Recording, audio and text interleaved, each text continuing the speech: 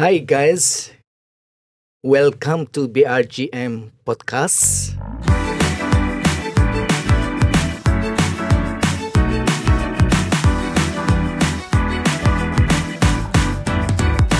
My name is Didi Worjanto from BRGM, and then BRGM is very lucky today because we have honorable guests. Honorable guests, actually, they are a student from the Queensland University of Australia. So I'd like to introduce her and him. Her name is Vannesa Eagles.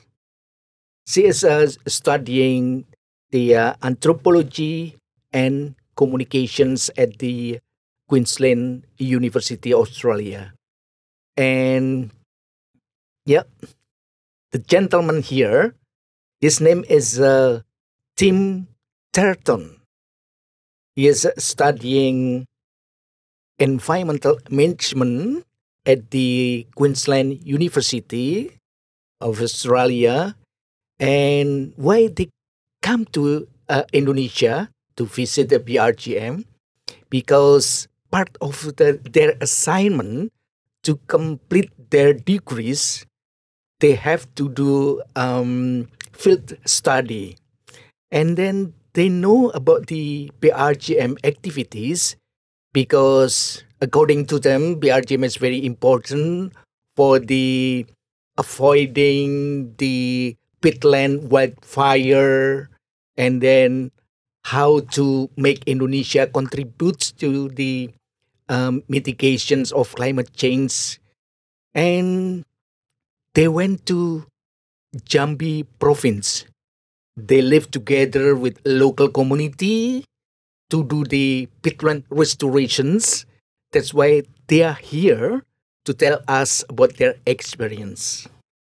So, Nes and Tim, welcome to BRGM.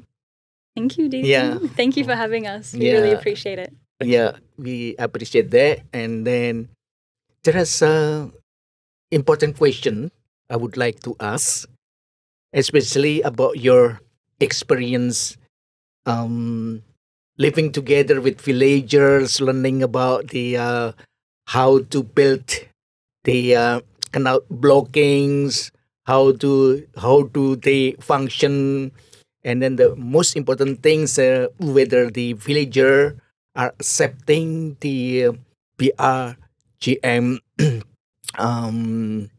activities to restore the degraded peatland.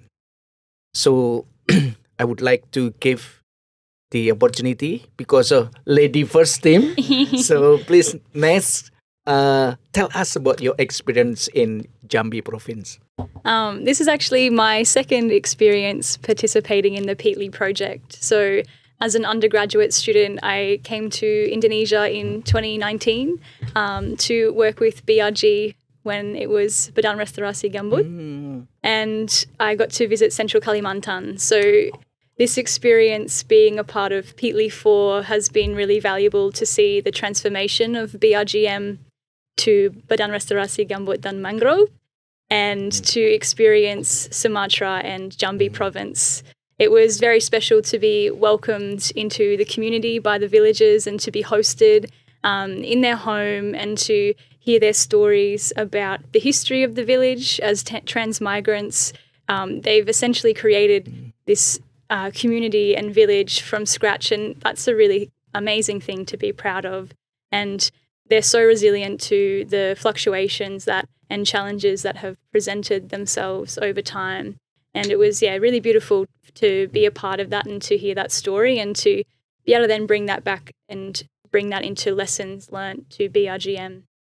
And so we were invited to go out into the peatlands with the restoration groups, the re-wetting and the revegetation groups, and you take a motorbike out onto the peatland. Yeah, it was a little bit wild, very fun. Yeah. And it's not something that we get to do back in Australia, so it was good to experience. And we learnt a lot about the Penang and the revegetation project that BRGM has supported, as well as the re-wetting activities, and we got to see how that process works using the deep wells, and got to see the canal blocks and see how that contributes to re-wetting. And the villagers were really accepting and really valued those activities, because it's the fire prevention that is a major concern for the community. And to be able to prevent fires is really important in being able to protect their livelihoods and their crops, as well as their families and the village infrastructure. Yeah, it was great overall, and we were lucky to stay in Desa Catur Rahayu, but our other team also got to stay in Desa Pandan Sejahtera, and we were only there for 3 days, which is a very small amount of time, but we learnt so much, and we're really lucky and thankful to have been invited there. So thank you, BRGM. Okay, thanks God. And Tim, this kind of surprise for me, because Vannesa is very familiar with the BRGM because our name was BRG. She was here, and then now BRGM. Secondly, she come here, and then of course she monitor what the BRGM is doing. And then, what is your experience in Jambi province actually? Are you happy like Vannesa? Yes. Well, it's got a lot of fun over there. Definitely. I mean, this was my first time, and 1 month or probably a bit more, I had no idea about BRGM. So it's been an interesting, I guess, journey for me. My first impression of the village we stayed in, Catur Rahayu, is that we felt very welcomed by the community, and I would just really like to thank the community for treating us like a family. And my background as an environmental manager and with environmental science, I was very curious to see the villagers' environmental knowledge of peatlands and peatland restoration. And I felt that with especially the community members we talked to who were involved with the peatland restoration, they had a really strong understanding of the importance of peatland restoration and re-wetting, and how that affects the reduction in the risk of wildfires. So it was really nice to see that there was a strong understanding in the community between re-wetting and wildfire prevention. Tim, this is what they are doing is their own idea, or they're just learning from BRGM?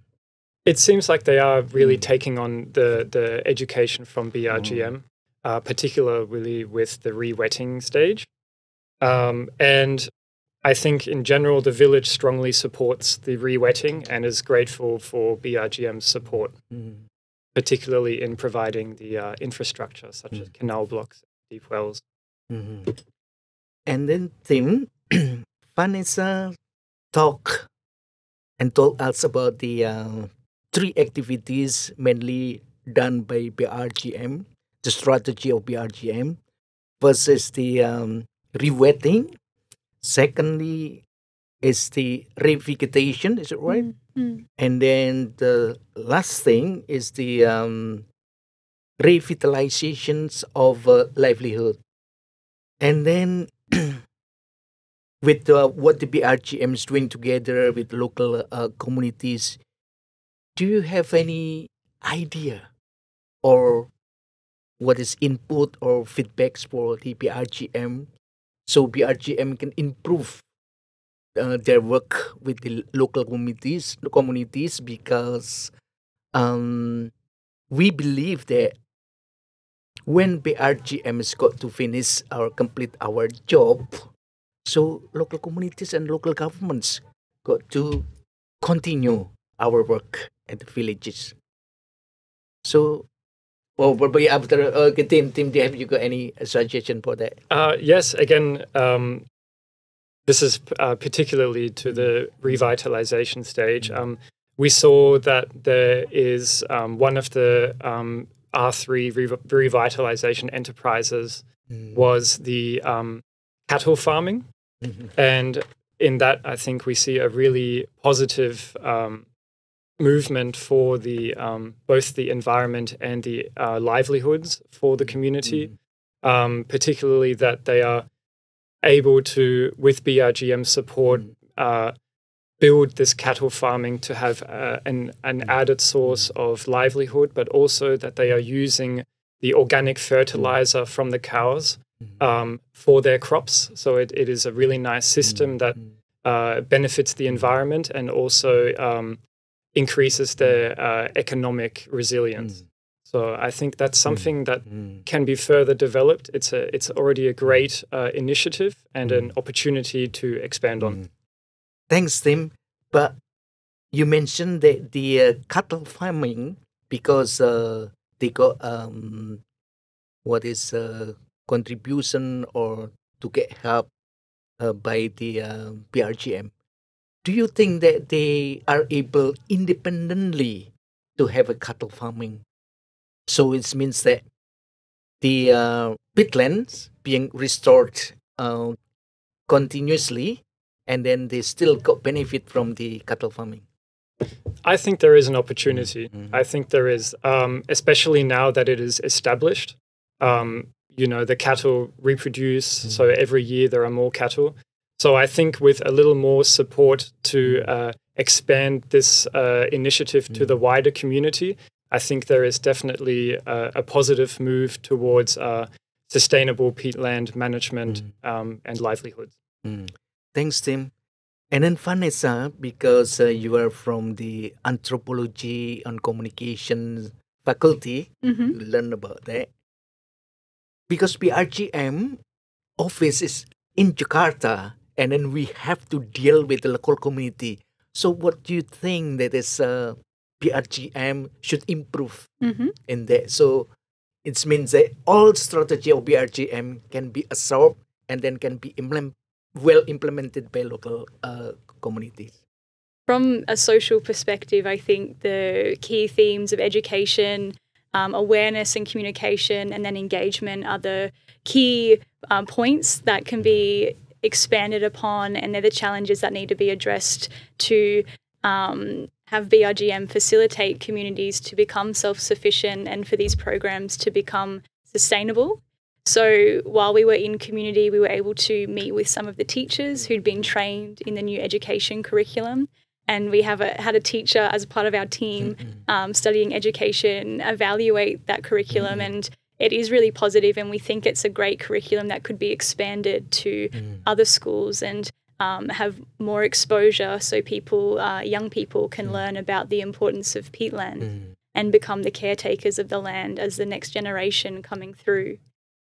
Something we also observed was the awareness levels. Those who engage with BRGM really knew the value of the peatland and its job in preventing fires, but those who weren't engaged in those activities had less awareness. And I think a challenge that needs to be addressed is building the awareness of the whole community, not just those engaged in the BRGM activities. And that can be achieved through engagement and principles of participation and giving community groups that have these are supported by BRGM through these activities the skills to be able to share that knowledge within their own community and with other communities. And the media is one way to be able to share those stories and the best practices that come out of those communities as well. And I think the final thing we observed was around the engagement with different groups, the differing levels of inclusion of women's groups in these BRGM activities, and especially livelihood and economic activities. And there is a strong willingness for women to participate and to be a part of the peatland restoration. Thanks, Vannesa. You clearly mentioned about the purposes and the objective of communications at the village level. And based on your observation, actually, what should BRGM improve in that communication? Could you pinpoint that, please? Well, we learned in our first meetings with BRGM a couple of weeks ago about the 3 pillars that BRGM hold. And the first one is that awareness building before empowerment and then participation in order to build Desa Peduli Mandiri Gambut. And at this stage, I think there does need to be more investment in the first pillar, the awareness building. So when you get to the empowerment, people understand why, and they're motivated why they need to restore the peatlands. And it's because they prevent fires, and that it's also their home. So for them to be able to have an ongoing source of income into the future, there needs to be a valuing of the land that they live on and use to produce their food and their income. Okay, thanks, Vannesa. What about your thinking, Tim? Because I know that you are from environmental management. There are a lot of probably input or feedbacks because based on your observation on the fields, there are a lot of things that BRGM should improve. So at the end of the day, we are able to complete the assignment from the President of Indonesia. So what do you think? I think because one of the main aims or main goals is the re-wetting of the peatland, the whole system to prevent fires, but also to prevent CO2 emissions. I think if there is a way to accelerate the re-wetting of the entire area, or as much as possible, then you will achieve those benefits earlier. I also think that when the plan is for BRGM to slowly wind down, and the goal is for communities to manage the system by themselves, I think they will need financial assistance or a financial capacity to continue.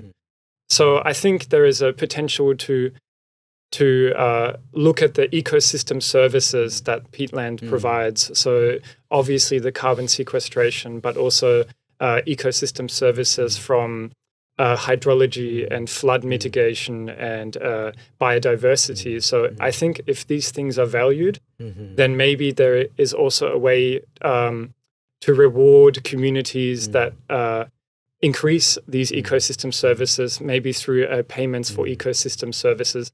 Then they have a long-term financial capacity and also a motivation to sustainably look after the peatlands without further aid from BRGM. Oh, good. Thanks, Tim, because, our period is limited actually, because we were born in 2016 and then we got to be finished by 2020, and there is extensions assignment from the president until 2024. This very limited period. So I think your suggestion is very good for the future of the peatland restoration. And then for the last questions now, Vannesa, I'm talking about the end of the day of the BRGM 2024. So what do you think about BRGM and activities? Is it in your mind, is it important institution? Or? Of course, it's a very important institution, and I think it's a very special one, and it has a very unique place within Indonesia to make some very positive change at an international scale, because this is an important issue that the world is watching. And I think it's been very special for me to be a part of the Peatly project for 2 programs now, to see the transformation of BRGM and to see how you're learning from your beginnings and adapting and creating a program that is responding to the challenges of community. It's a very complex problem to solve, and I do think BRGM does need to continue into the future and to potentially work with international institutions and NGOs to bring in collaboration to further the work of BRGM. Thanks, Ness. Yeah, Tim, the world is watching us. The world is watching. Yeah, this because she believes that BRGM is able to make a change, and then creativity, innovation, probably is good to have Indonesia contribute to the mitigation of climate change. So, what do you think about BRGM itself, Tim? I, first of all, 100% agree with what Vannesa said. I think that BRGM, its heart is in the right place. And I think, as far as I know, it is very unique to have this program regarding tropical peatland restoration. And I think BRGM and Indonesia is a world leader when it comes to this initiative, trying to engage communities with restoration of peatlands. I also think that BRGM, because of its past successes and because of its past learnings, and because BRGM is open to continue to develop, I think BRGM is in a very strong position to continue to improve and grow. And I think it's very cool that BRGM exists. That's cool explanation, Tim. Heaps good. Heaps good. Heaps good. Yeah.